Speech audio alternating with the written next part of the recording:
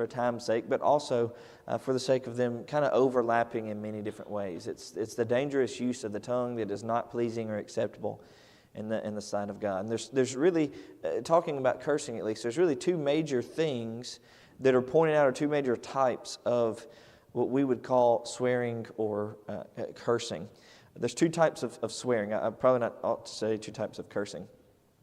There's two types of swearing. There is the swearing in which one takes an oath. This is not necessarily the one that is spoken out against in Scripture as much. Now, God does, of course, mention, Jesus specifically from His mouth does, of course, mention the carefulness that should be taken when taking an oath. And the reminder of that is simply that you should not take an oath based on something that you have no control over, or do not take a lofty oath that is meant to be broken.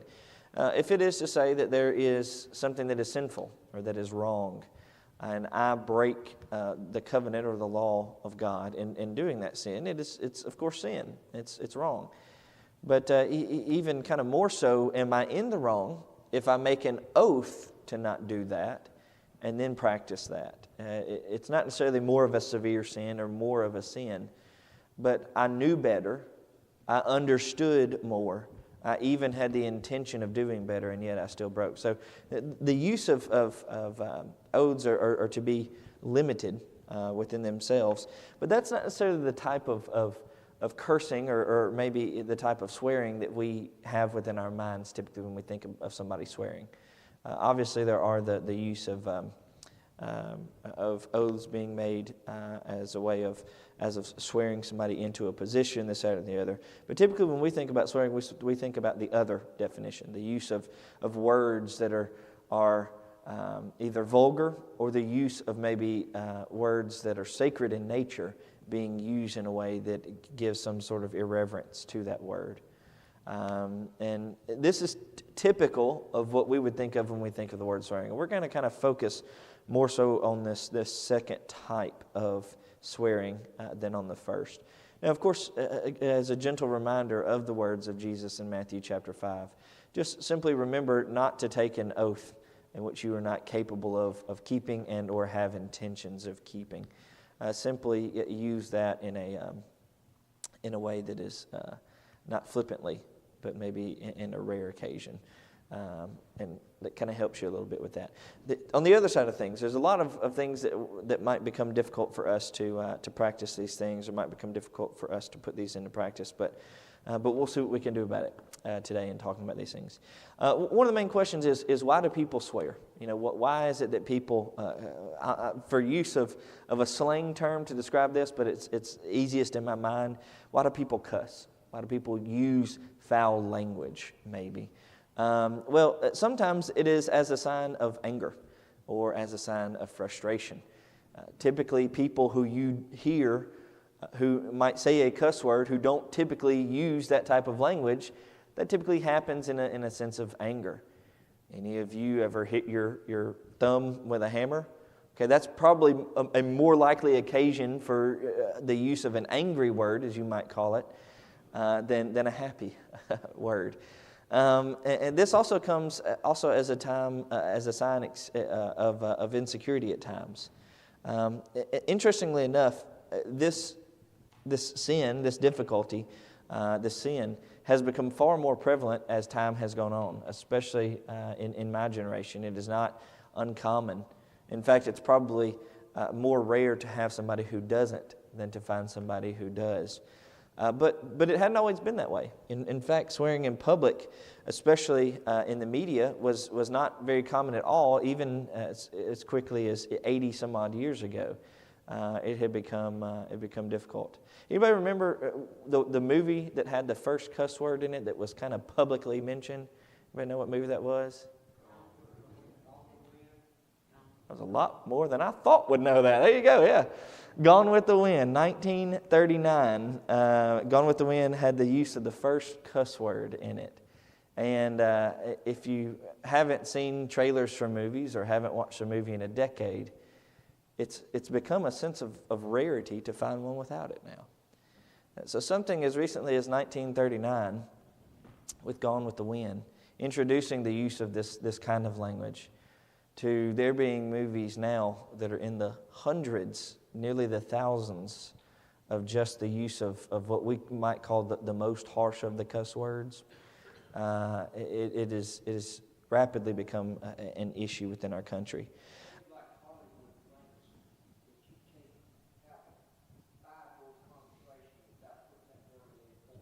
Yeah. Yep. Yep. No. In fact, it ruins many movies for me. You know, you be watching, you got a good thing going with the movie, and then all of a sudden, some character.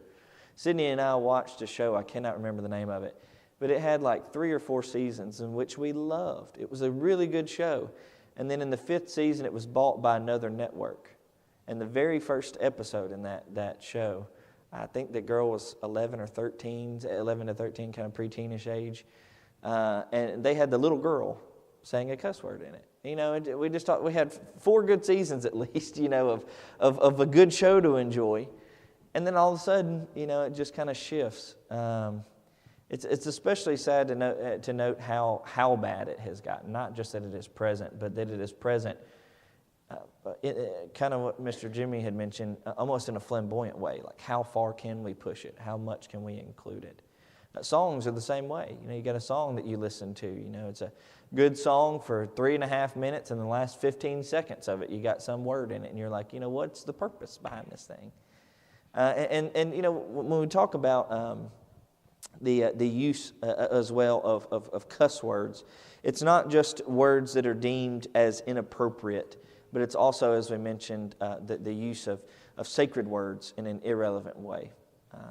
You know, probably even more frequented than cuss words would be the using of the Lord's name in vain, both of which are evil and wicked or wrong. This sin had a bit of an increase as a sign of kind of social anger and frustration within people.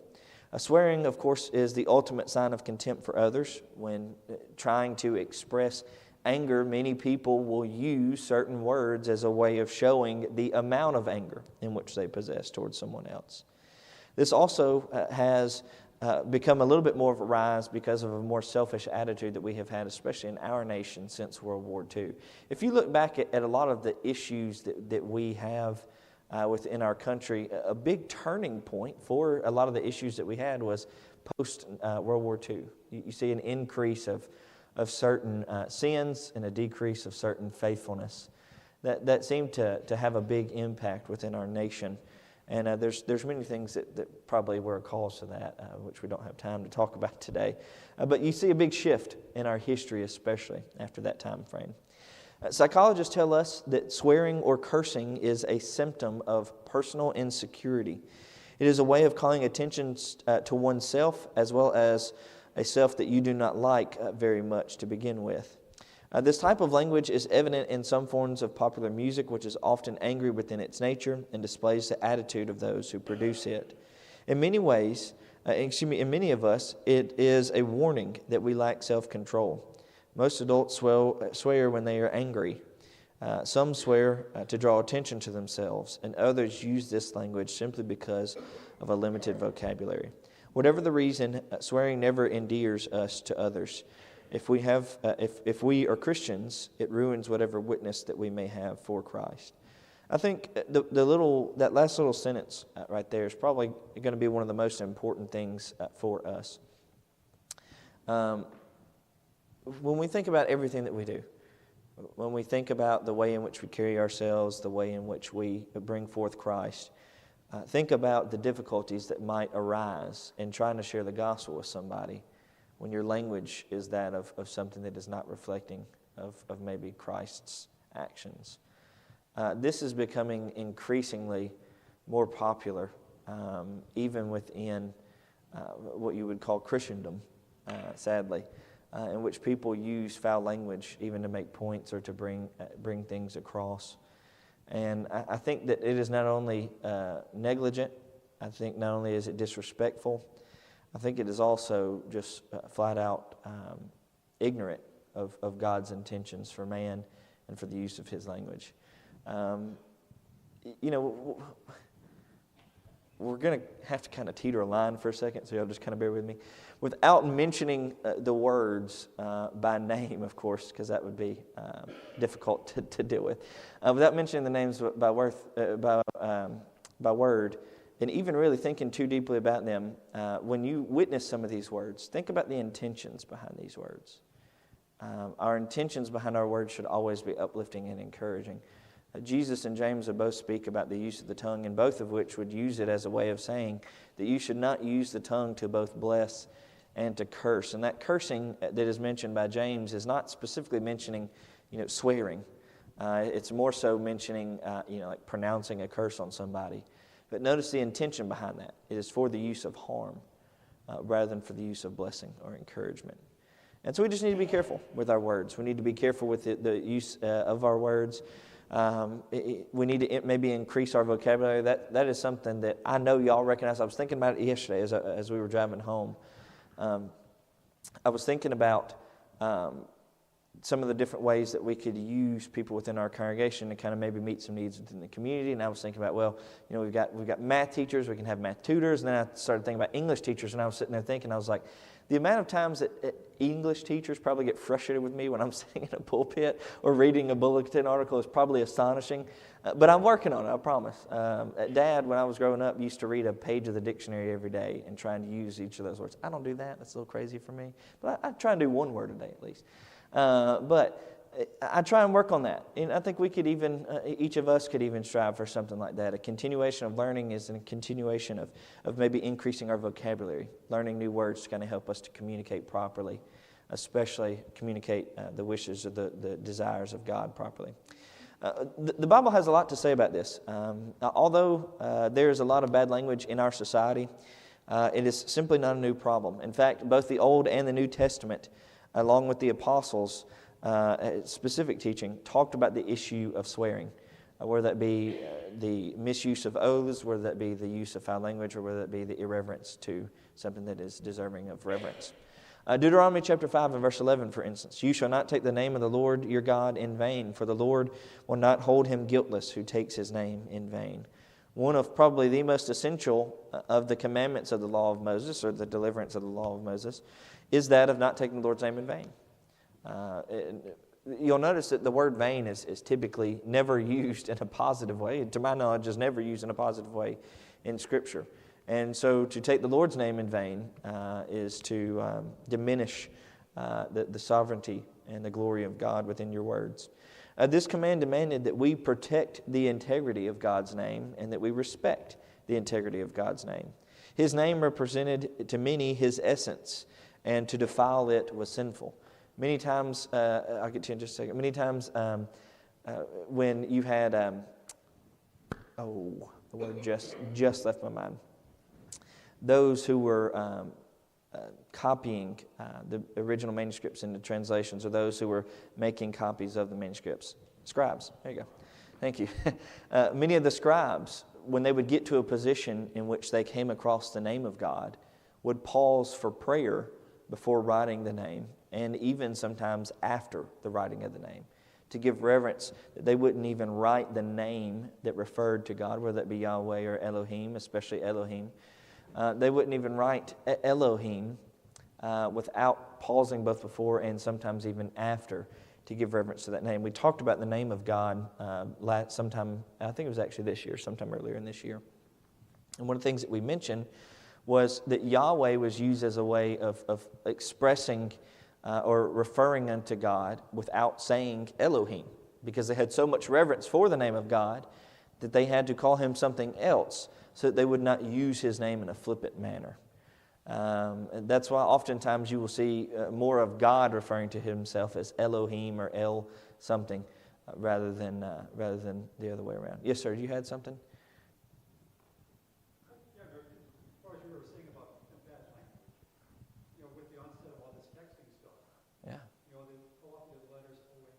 Yeah, absolutely. Yeah. One of the most,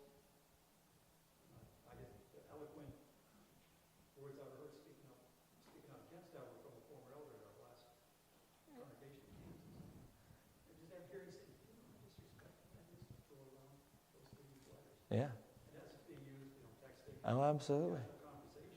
Mm-hmm. The way I hadn't really Mention it, yeah. All right, thought about it. Yeah, it prompted me to get rid of the set of DVDs yeah, that I had of a popular TV series. yeah. Because one of the characters in it used that. That so flippantly. And it's probably one of the more disgusting of the uses, and yet one of the more commonly accepted, you know. And you said just the way it's so casually thrown around, it's like, do people give it any thought? Yeah. Do they know how disrespectful that is? It sure touched me. Yeah, absolutely. And you know, you think of the discrepancy or the difference between those who would pause before they would write the name, doing the work of the Lord, versus those who use it so flippantly that we don't even give thought to the use of it in vain. Jesus would also speak on this topic. Jesus, he had some interesting moments in Scripture where he would use some interesting language. And one of my favorites is Matthew chapter 12. He says in verse 34 through 37, it says, "Brood of vipers, how can being evil speak good things? For out of the abundance of the mouth, out of the abundance of the heart, the mouth speaks. A good man out of the good treasure of his heart brings forth good things, and an evil man out of the evil treasure brings forth evil things. But I say to you that for every idle word man may speak, they will give an account of it in the day of judgment. For by your words you will be justified, and by your words you will be condemned." Notice that last little phrase there. Of course, you know, we make mention of the not speaking of bad or evil, wicked things, not using of what we would call cuss words or cursing. But we know that those things will even be used on the day of judgment. But notice how they'll be used on the day of judgment in verse 37. It says, "For by your words you will be justified, and by your words you will be condemned." So your words can have kind of a twofold purpose, especially on the day of judgment. Your words on this earth can be used for good or for evil. They can be used, as James would call it, blessing or cursing. And Jesus says upon the day of judgment, by our words, they can be used for a sense of justification. They can help us to be justified in the sight of God. Or they can be used as the thing in which condemns us on the day of judgment. So, would we maybe, especially reading Matthew chapter 12, verse 34 through 37, would we maybe say that our words are important? That maybe the way in which we speak or the way in which we use our words can be a good or a bad thing? Absolutely. They can either bring forth a great deal of comfort and peace in helping to justify us within our actions before God, or they can bring forth condemnation unto us. What comes out of our mouth is an indication of what is inside our hearts. For instance, liars speak lies. The impure speak impurities. Haters of God swear using the name of God. And good men and women speak truth in clean and encouraging words. You know, when we think about those who use maybe vulgar or angry words, you might even hear somebody say about them, you know, deep down inside they're a good person. Typically, you know, we can have good people who make mistakes, but typically the heart is shown forth in the words or in the actions. Be reminded of maybe, you know, we mentioned the concept of movies or TV shows or music and stuff like that, the things in which we take in. Be reminded of the things that we take in is what rests within our minds. What rests within our minds kind of takes hold within our actions or our words. Our words, I believe it was that the pattern, if I'm not mistaken, what we see becomes what we think becomes what we say becomes what we do becomes our habits become a part of who we are. So very quickly the things that we maybe encounter within our lives begin to take hold of our lives and not just become something that we watched or heard, but become characteristics of who we are as a person.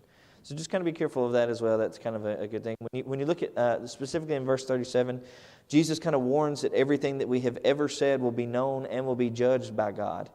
If this is so, in which it is, have we ever wondered maybe the intentions or the purpose behind the confession that is made before baptism? After all, God knows what is in our hearts, and we do not have to express our belief in Jesus aloud for Him to understand these things. Perhaps one of the reasons behind this use of confession of our faith is to use this as a template for the way in which we should continue to live our lives. Not just a one-time confession, but a continuation of confession. A confession before many in the presence of the baptism or before baptism of the confession of our faith should continue long after baptism. Not just a confession that is made one time before entering into the water, but a confession that is made continually upon rising up into that newness of life kind of thing, until ultimately we receive that great rest. Ephesians chapter 4, verse 29, Paul would have much to say about our words as well. Ephesians chapter 4 and verse 29, it says, "Let no corrupt word proceed out of your mouth, but what is good for necessary edification, that it may impart grace unto the hearers." We mentioned this a little bit within our topic of the tongue, so we're not going to spend too much time on it. But basically just remember that the main important thing that is mentioned here is our words should be used for the sake of edification and should be a deliverance of grace unto those who hear it. Continuing into verse 30, he would say, "Do not grieve the Holy Spirit of God, by whom you were sealed on the day of redemption." This passage indicates that worthless speech grieves and brings sorrow to not just the Godhead, but specifically even the Spirit of God when we use words that are useless or vain or empty or vulgar. Something that I should also mention concerning vain words. We see that word vain used when referring to prayer, as we've got vain repetitions. And the use of vain repetitions does not mean that every repetition is vain. But when we stop to focus on the things, then they become vain. If it is the case, we had a guy when I lived in Georgia. He was one of our teachers at school, and he also coincidentally went to church with me. And every time that he prayed, based on just how he had grown up and how he had been taught, he used the word Father at the beginning of every sentence. Now, was he using that word Father in vain? I don't believe so. Why? Because his focus was constantly on God. But if you were just thinking about, vain repetition, any repetition is bad, when you say every time he said the word Father, that was empty. That was pointless. That was vain. These things become vain not because they are repeated. These things become vain when they are repeated not with the true intention of bringing glory. His use of the word Father was a way of him giving reverence throughout, reminding himself in which what he was praying to, and reminding himself the way in which he should be focusing his prayers, which is up to God. And so when it comes to prayers, in the use of language or the use of vain language or empty language, it's not the case that all repetition is bad. It's that the repetition that is not coupled with a focus or a love for what you're saying that becomes vain or empty. James would have much to say about this. I mentioned James chapter 3, beginning in verse 2. We'll go ahead and read through verse 5. It says, "For we all stumble in many things. If anyone does not stumble in word, he is a perfect man, able also to bridle his whole body. Indeed, we put bits in horses' mouths that they may obey us, and we turn their whole body. Look also at the ships. Although they are so large, they're driven by fierce winds, and they are turned by a very small rudder wherever the pilot desires. Even so the tongue is a little member and boasts great things." Notice the two comparisons, the two physical comparisons that are used here. What are the two? You've got the bit within the horse's mouth, and then what? The ship's rudder. Both of which are seemingly small in comparison. Have you ever seen the rudder on maybe a cruise ship or an aircraft carrier or something like that? Massive compared to us maybe, but compared to the ship is incredibly tiny. Or maybe the bit within a horse's mouth, something that you can hold within your hand, can control something very, very powerful and strong, all with just that tiny little device. And interestingly enough, James says it's the same thing with us. It is the same thing with us. Our tongue can bring forth blessings, but they can also bring forth cursings. It can bring forth, as Jesus mentioned back in Matthew chapter 5, let me double check. Matthew 12, excuse me. Matthew chapter 12, verse 37.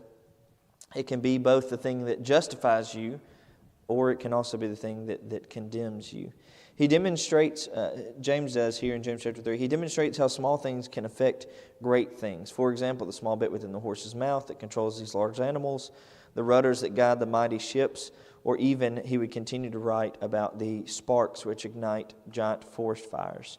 These are compounded and kind of compared to themselves should just simply kind of show us how quickly a few misspoken words can ruin our lives. Now, one of the things that I do like for us to focus on is I don't like for us to just focus on the problem. If I just mention the problem itself and don't offer a solution, I become part of the problem. And so I want us to talk about some of the solution side of things. James offers up a solution. He offers it up in verses 7 through 12 to the very issue that he makes mention of, beginning all the way back in verse 2 of chapter 3. He offers the solution in James chapter 3 and verse 7 through 12. He says, "For every kind of beast and bird and reptile and every creature of the sea is tamed and has been tamed by mankind, but no man can tame the tongue. It is an unruly evil full of deadly poison. With it we bless our God and our Father, and with it we curse men who have been made in the similitude of God. Out of the same mouth proceed blessing and cursing. My brethren, these things ought not to be so. Does a spring send forth fresh water and bitter from the same opening? Can a fig tree, my brethren, bear olives, or a grapevine bear figs? Thus no spring yields both salt and fresh water." Bad language of all types exists within the world, and we hear it all the time. The solution is not to add to it ourselves, but rather to learn how to control our tongues. We have no ability to control others. We only can simply influence them, but we do have the ability to control ourselves. In fact, in verses 7 through 12, James kind of tells us that we have the choice of using our words for blessing or using our words for cursing.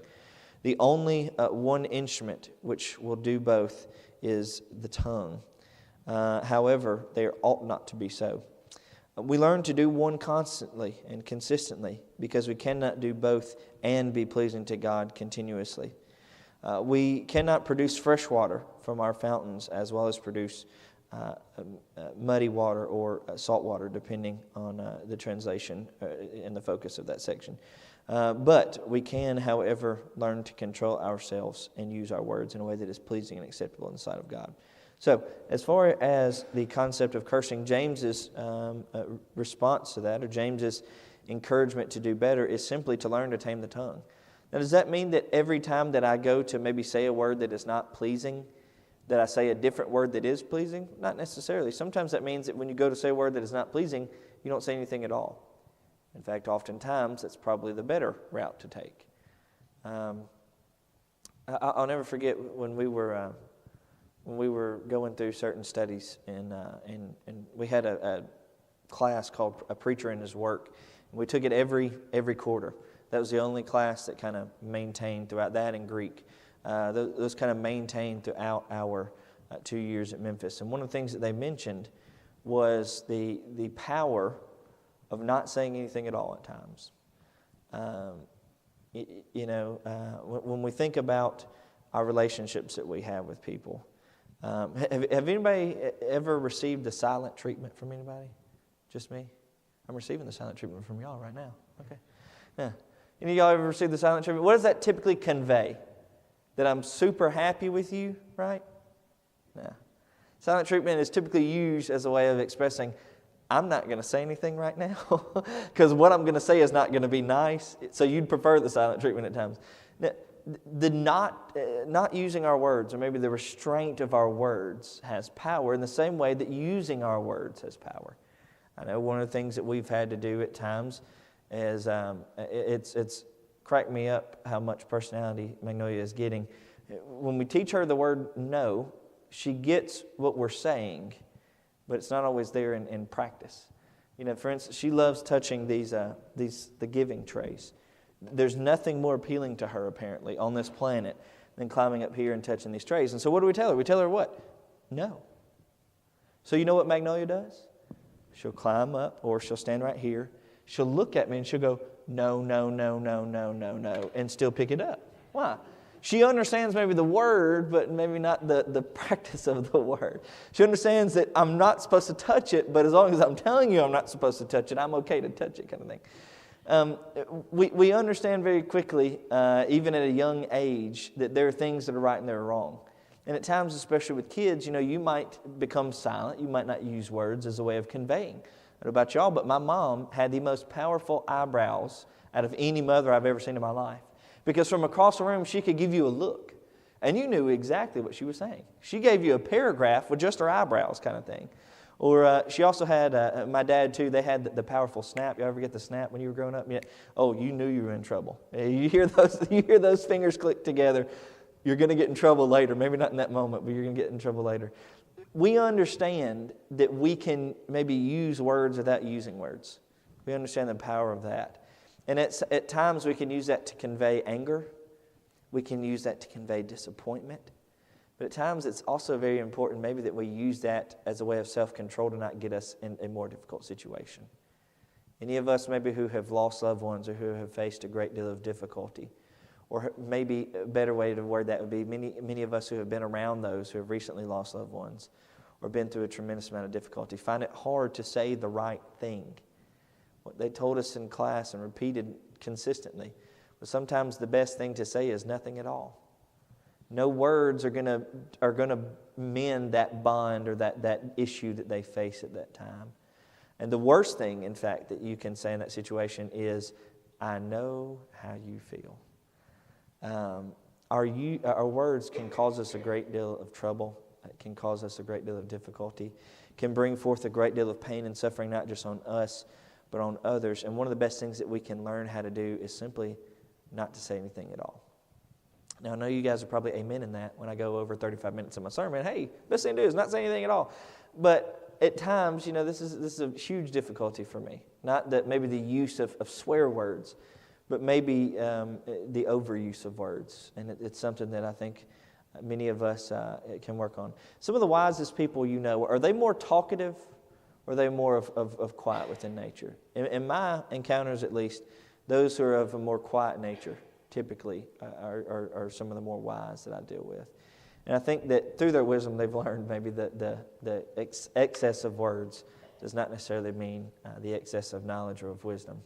Maybe sometimes it even means the absence of it. A few things other that we can do to kind of help with us is controlling our tempers. Made mention of the controlling of the heart, or maybe the things that we take in. If I'm not angry, it's easy for me not to use words that I might only use when I'm angry. If I can control my temper, maybe I can control my tongue. Maybe even I can use control my habits or change my habits. One of the things that we can consciously do is change our habits of speech and eliminate vocabulary which is vulgar or disrespectful. We might have improper vocabulary. We might call it something like shop talk. We kind of change our habits of using words that would not typically be used in certain settings, that we don't use them in other settings as well. Or even the use of maybe improper euphemisms.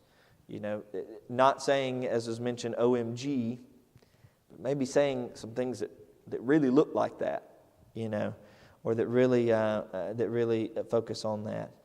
Some might look at this as being extreme. Okay, well then what can I say? That's what kind of brings forth that thought of maybe holding our tongues completely. However, when it comes to Christians, our conduct should always be at the forefront of our minds. Our focus should always be on doing the best that we can to serve God the best that we can, even within our language. And so if that means that I do something that might seem crazy or extreme or radical that separates me further from God, then maybe that is something that I can do. Not necessarily say become a radical something, but maybe something that would not be as socially acceptable, like not even using something like euphemisms. Then that's maybe what I ought to do.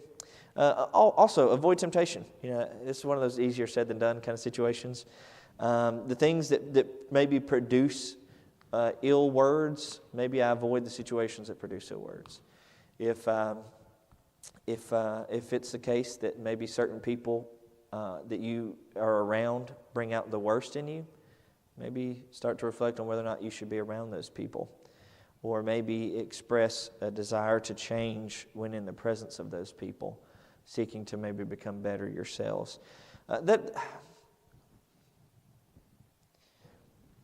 I'm going to go down a rabbit hole. You got to give me 30 seconds for it, okay?